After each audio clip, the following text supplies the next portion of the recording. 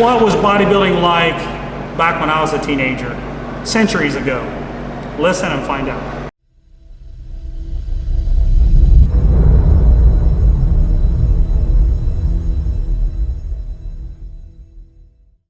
This is a video that I'm not really teaching you anything. I just wanted to share some of my experiences with you when I was a young lad, when I was a teenager in bodybuilding back in the 80s. So you may or may not know I did my first contest when I was 13 years old. And I remember to this day my friends telling me that you had to water deplete. I remember I went to Dairy Queen and I got a cup of ice. And that cup of ice, I'd get one every day. That was my only liquid for the day. And I was 119 pounds actually. This was 1985. It was a little different, but I knew I loved the sport right from the start. I remember I posed to a song from the movie Vision Quest. It was called Lunatic Fringe by Red Ryder. And I got last place. I got 4th place out of 4. But I enjoyed the experience. I kept on training. Back then in 1985, Mr. Olympia was Lee Haney, and I videotaped it and I watched it over and over and over. The hard thing for me back then was just to get a gym to let me in. The first gym I went to downtown in my little town, they said, "You're too young, you'll get hurt, get out of here." And then I went to another gym. We had 2 of them downtown. And she let me in. There were a lot of really big guys. I had a lot of kind of role models, a lot of guys to watch who were really big and strong. And I was pretty fired up. A couple years later, I went to a Tom Platz seminar. He was in Columbus, Ohio, which is where we're at now, doing a seminar. And I was just amazed at how intelligent he was. He was talking about Golgi tendon organs and sarcoplasmic reticulum and just all this different stuff. And I thought, man, this is really cool. This guy's really smart. So I watched a lot of what Tom did. I really enjoyed his intensity, his passion. And I kind of look back and I feel like that's the way I was. I was very passionate. I was very intense. You know, I'd grab the Muscle and Fitness when it came out every month. Whatever the routine was in there, I would do it. Lee Haney's back routine, or Rich Gaspari's chest routine, or Lee Labrada's arm routine. You know, I was doing all those.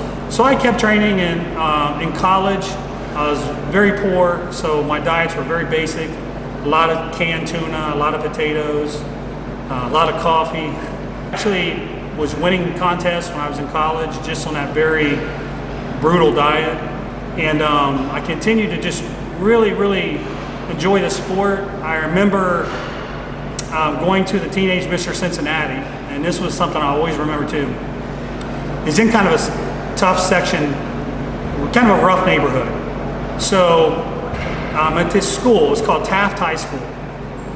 So I'm sitting at the top of the steps, you know, just watching all the bodybuilders come in, and this van pulls up. And it's got, like the windows are tinted, the bass is pounding out of it. And I'm like, what in the world's going on here? So this van pulls up, and these 3 big black guys get out of the van. They're monsters. And I was like, oh my God, these guys are monsters. It turns out it was a guy named Brian Merritt who won the Mr. Cincinnati. He was a beast. And a guy named Desmond Phillips who ended up winning the Mr. Cincinnati. He's one of the strongest guys I've ever seen. So I was just amazed. Those guys were like my heroes. I was like, I want to look like that. And I actually transferred colleges. I was going to a college in Wilmington, which is in Southern Ohio, and I actually transferred colleges. I came to Columbus because there was a world gym here where a lot of the bigger guys trained. So I joined a gym in Columbus. I was probably 20, 21 at the time. And I was very fortunate because I had some guys take me under their wing.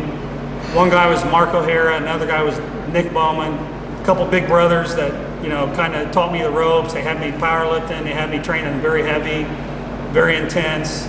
So I had, you know, back when I was younger, man, I had all these, I was kind of the little white kid, but they knew that I was going to work hard, and I think they saw the passion I had, so they were very willing to help me, and that meant a lot to me because those guys, I wasn't intimidated to go to the gym. I knew when I went there, they were going to teach me, they were going to push me, When I was in college, I had to get to the gym at 6 in the morning, and I was squatting with Nick, and of course by 6:30 we'd have 6-7 plates on the bar squatting, and because I had to get to class at 8 o'clock or 9 o'clock, whatever it was back then. But so I had a lot of people really help me out. So I guess what I'm saying is I just want to give you a little insight of when I was younger, what it was like.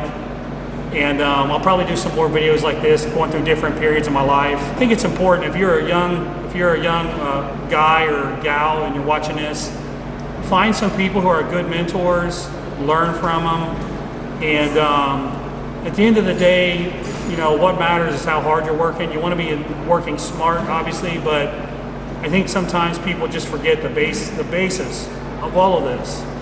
It's just consistent hard work.